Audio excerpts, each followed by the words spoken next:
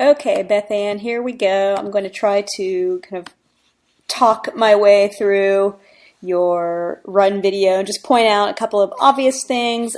Clearly, this was just a very first initial look at your running. So what I'm looking for specifically are any imbalances, such as hip drop, things that we've talked about the other day, like your arm swings and how your feet are landing, and forcing your feet off the ground too. So here we go. I'm gonna go ahead and get the party started here and get it rolling. So here you are coming towards me. This is normal speed. Good form. I slowed it down here. Everything looks really balanced here. You will notice that your arms are swinging in front of you, particularly that left one. So you might want to really focus on getting those elbows close at your side. But again, nothing major. Here's you running away from me. Good kick. Your legs are coming up underneath you, which is good.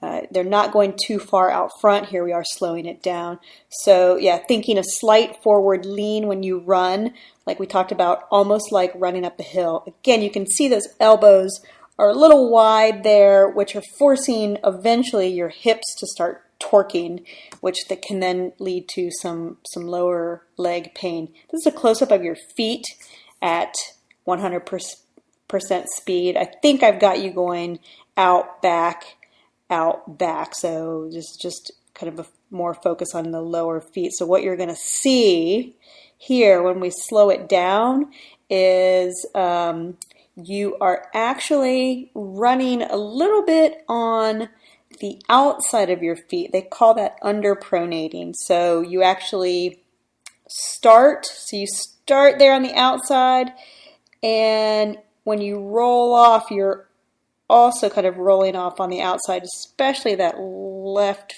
foot. So it's not a bad thing. They call that underpronating.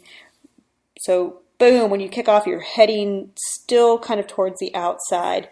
That is one thing that can eventually lead to some lower leg pain, some knee issues. The main focus, and again, we all run differently. If you have higher arches, this tends to be the way you run, whereas if you have more normal arches, you don't pronate either under or over as much. So just be aware of that, and the best thing that you can do is think about a couple of different things. Number one, I'm going to kind of play this loop again just so you've got it going again.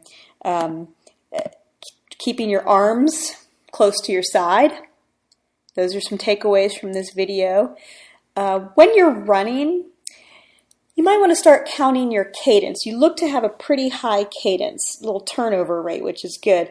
An optimal amount of foot strikes per minute is 90 per foot. So you want to, when you're running occasionally, just take a minute and count how many times your right foot hits the ground within a minute. You want it somewhere upper 80s, lower 90s. Anything slower than that, and you're not getting really an efficient stride rate, or your stride rate's too long. Anything that's much faster than that, and you're wasting a lot of energy with quick steps, so you're not getting a lot of distance. So think about an optimum foot strike rate is 90 per minute per leg. And then again here, kind of looking at your bottom and kind of the shoe, watching again how you force it a little bit on the outside. So thinking about maybe trying to push off a little bit more from the center of your midfoot. All right, there we go. Boom. You can kind of see, especially on that left leg, where it bows it out just a little bit.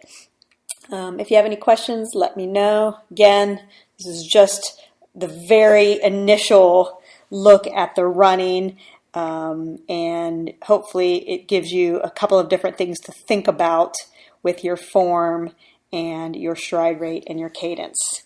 Take care.